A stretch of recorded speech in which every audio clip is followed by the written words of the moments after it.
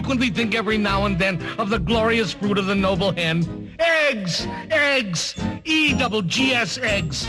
My knowledge of eggs is tremendously wide. I've eaten them boiled, I've eaten them fried, poached and shirred and deviled and scrambled, omelette, schmomelettes, cobbled and scrambled. I've eaten them beaten and swizzled and swazzled, frizzled, gedizzled, bamboozled and fuzzled. I know every way that an egg can be guzzled. And thinking of eggs reminds me of Sam, whose favorite dish is green eggs and ham.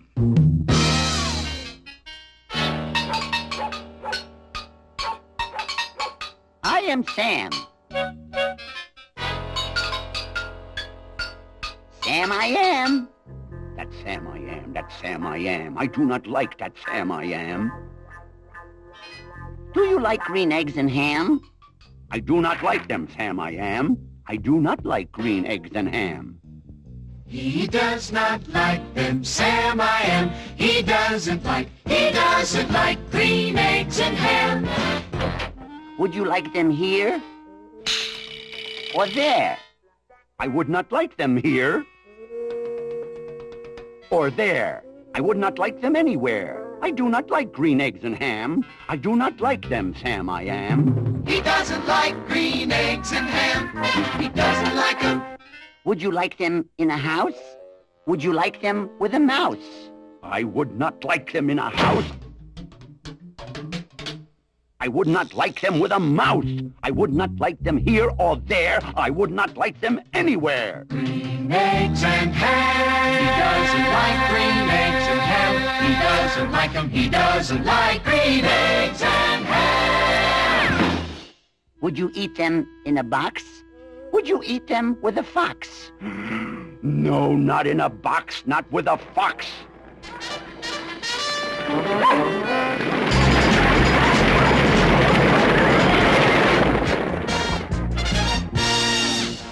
Not in a house, not with a mouse. I would not eat them here or there. I would not eat them anywhere. Yuck. I would not eat green eggs and ham. I do not like them, Sam I am.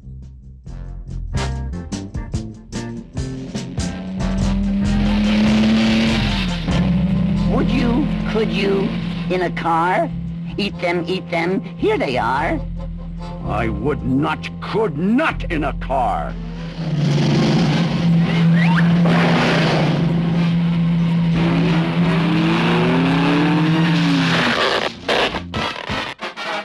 You may like them, you will see. You may like them in a tree. I would not, could not in a tree, not in a car. Now let me be.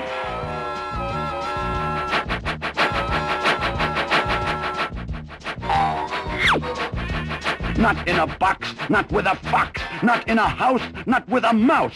I would not like them here or there. I would not like them anywhere. I do not like green eggs and ham. I do not like them, Sam I am.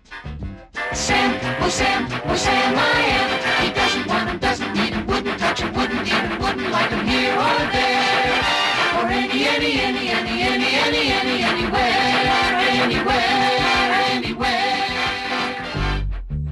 Could you, would you, on a train?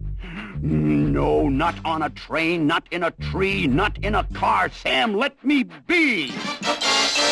Not in a box with a fox.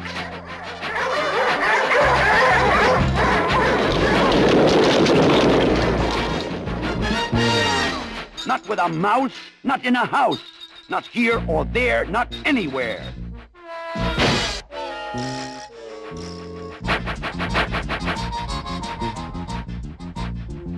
In the dark? Here in the dark? Would you, could you, in the dark? I would not, could not in the dark.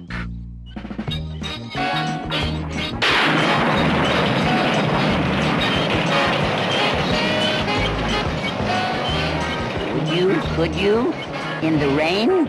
I would not, could not in the rain. Not in the dark, not in a train, not in a car, not in a tree. I would not like them, Sam, you see.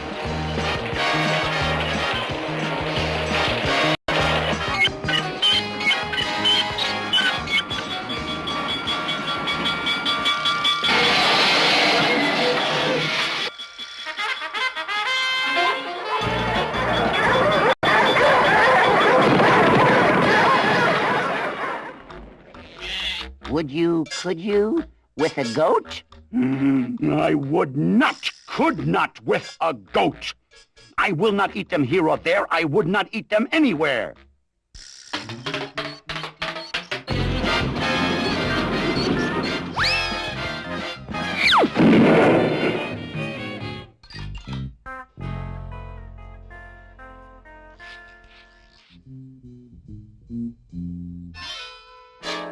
Would you, could you, on a boat? I would not on a boat. I will not with a goat. Not in the rain, not on a train.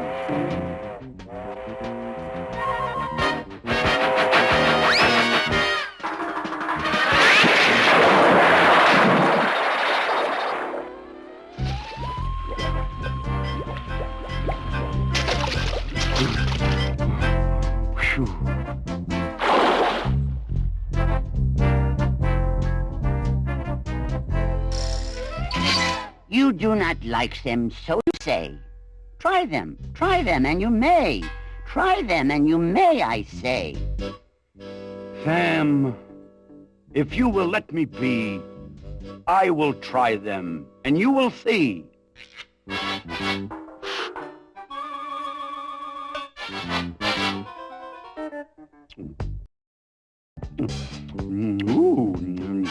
Ooh. Oh, say!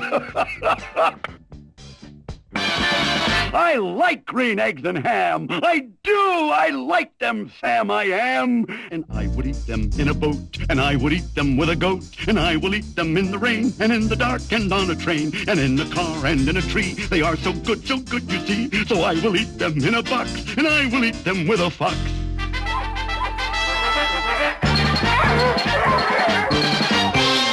He will eat them in a box, and he will eat them with a fox. And he will eat them in a house, and he will eat them with a mouse, and he will eat them here or there. Say he will eat them anywhere. I do so like green eggs and ham. Thank you, Sam, I am.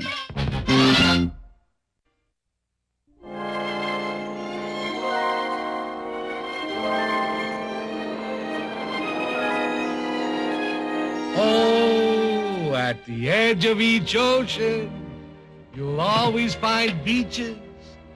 Beautiful, glorious, beaches. And when I meander on peaceful-ish beaches, I frequently find myself thinking of Sneetches. Sneak, did you say Sneetches? Yes, S-N-E-E-T-C-H-E-S, Sneetches. O-S-N-E-E-T-C-H-E-S, Sneetches. Now the star-bellied Sneetches had bellies with stars. But the plain-bellied Sneetches had none upon theirs. No stars on their bellies, no stars upon theirs. Now those stars weren't so big. They were really quite small. You would think such a thing wouldn't matter at all. But because they had stars, all the star-belly Sneetches would brag. We're the best kind of sneetch on the beaches.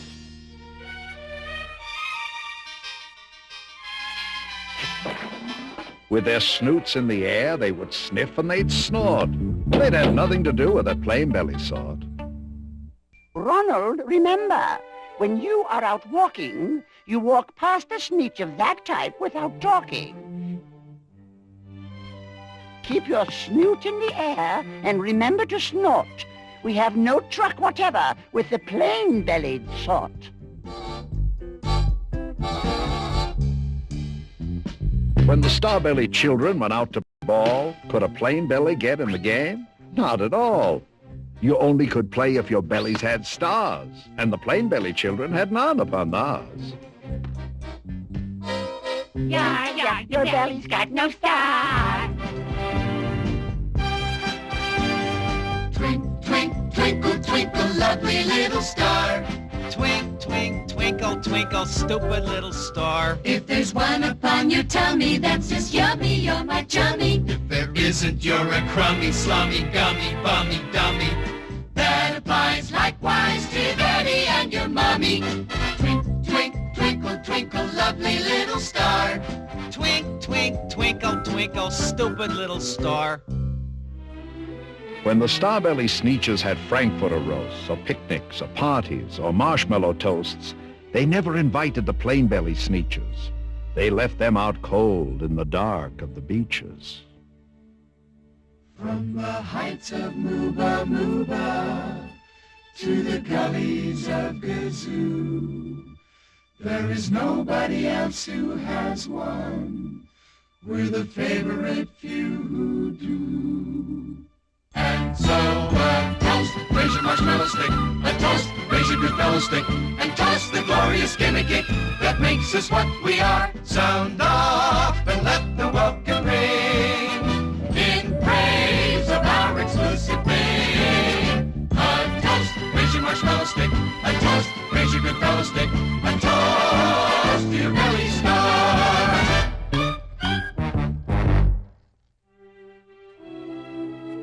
They kept them away, never let them come near. That's how they treated them year after year. They got snubbed, they got snooted, their bottoms got booted, while the star-bellied Sneetches all taunted and hooted. They just are not suited. No stars upon theirs. Then one day, it seems, while the plain-bellied Sneetches were moping and doping alone on the beaches, just sitting there, wishing their bellies had stars, a stranger approached in the strangest of cars.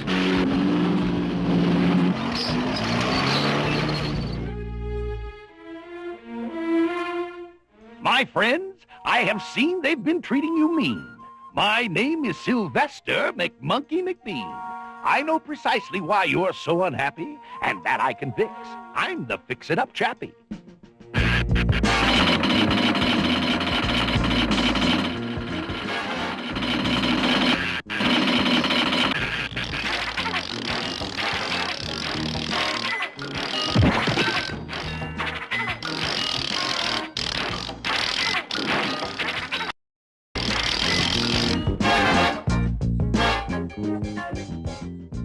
My prices are low, and I work with great speed, and my 100% guaranteed. By my new patent process of polar potoxis of the inner subnuclear noosebomb nogoxis, you'll get a star like the star for the mere paltry payment of $3 each. A star? Here? My friend, there. And the first to go through gets the trip at half fare. Thank you, thank you, thank you.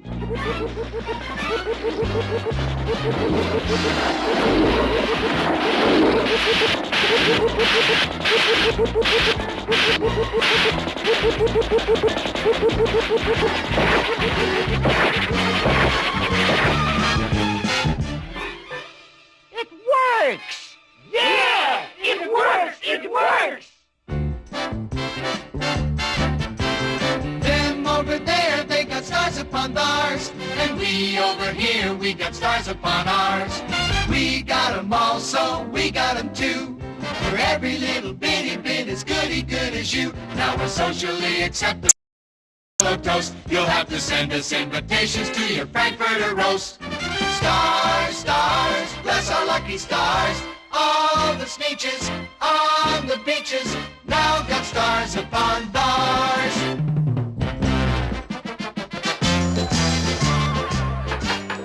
Ladies and gentlemen, we are faced with a most awkward dilemma. We're the true Starbellies. We had them first. We're still the best Sneetches, and they're still the worst. Yeah, but how are we going to prove it? Which is which? I can't tell us apart.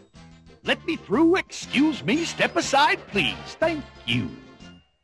You don't know me, my friends, but calm down if you can. I'm here to help the original Starbelly clan. Those upstarts, it's true, now have stars just like you. But follow me, my friends, and you know what I'll do? I'll make you again the best Sneetches on the beaches. And all it will cost you is $10 each.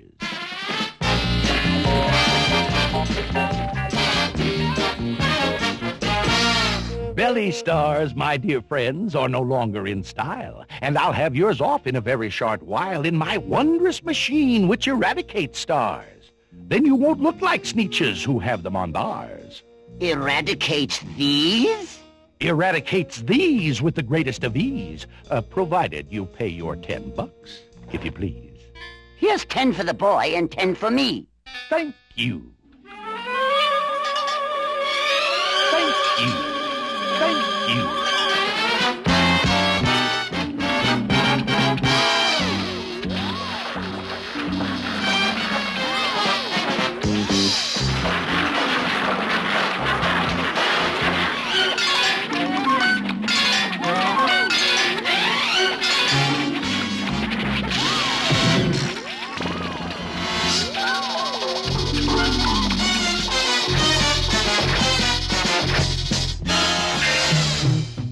How original! How distinctive. How exclusive!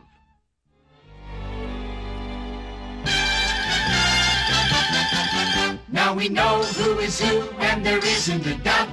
The best kind of Sneetches are Sneetches without the old-fashioned custom of walking about. With stars on your belly is O-U-T, out. Abdominal stars we cannot abide. Abdominal stars are abominable. Abdominal, abominable. Abdominal stars are abominable. O-U-T, out. O-U-T, out. That old status symbol is O-U-T, out. Then, of course, those with stars all got frightfully mad. To be wearing a star now was frightfully bad. Then, of course, old Sylvester McMonkey McBean invited them into his star-off machine. Thank you. Thank you.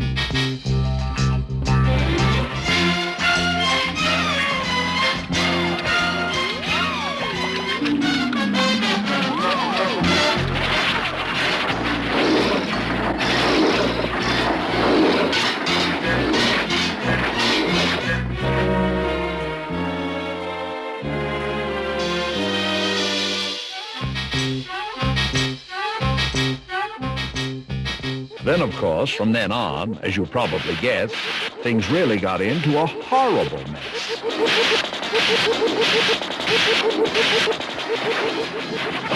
All the rest of that day, on those wild, screaming beaches, the fix-it-up chappie kept fixing up Sneetches.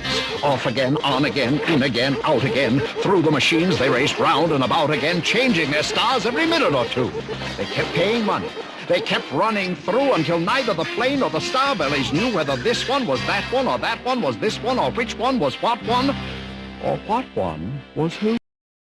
Then, when every last cent of their money was spent, the fix-it-up chap packed up, and he went.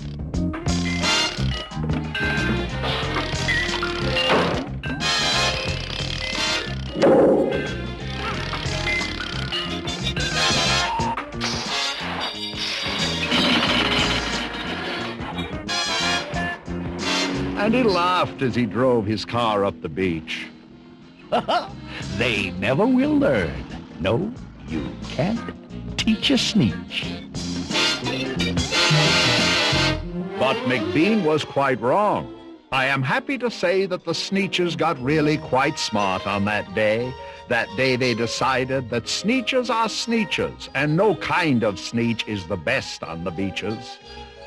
That day all the Sneetches forgot about stars, and whether they had one or not upon theirs. A toast, raise your marshmallow stick. A toast, raise your good fellow stick. A toast to the silly gimmicky that we have here and there. Sound off and let the welkin ring. So what do your star-spangled sing?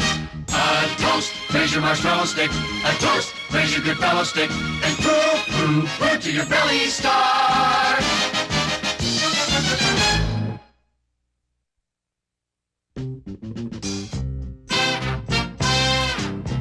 Oh, beyond the last mountain, the very last mountain, Beyond the last Zanica tree.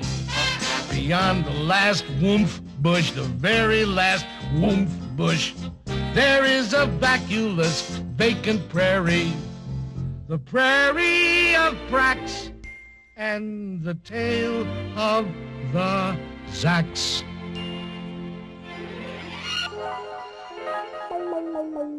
One day, making tracks in the prairie of Prax, came a north-going Zax.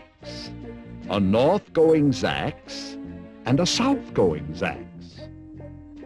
A north-going Zax and a south-going Zax. And it happened that both of them came to a place where they bumped. There they stood, foot to foot, face to face. "Look here now," the north-going Zax said. "Hey, say, you are blocking my path. You are right in my way. I'm a north-going Zax, and I always go north. Get out of my way now and let me go forth." "Who's in whose way?" snapped the south-going Zax. "I always go south making south-going tracks. So you're in my way, and I ask you to move and let me go south in my south-going groove." Then the north-going Zax said with north-going pride, "I never have taken a step to one side, and I'll prove to you that I won't change my ways if I have to keep standing here 59 days. "And I'll prove to you," yelled the south-going Zax, "that I can stand here in the prairie of Prax for 59 years. For I live by a rule that I learned as a boy back in south-going school. Never budge, that's my rule. Never budge in the least, not an inch to the west, not an inch to the east. I'll stay here not budging, I can and I will, if it makes you and me and the whole world stand still."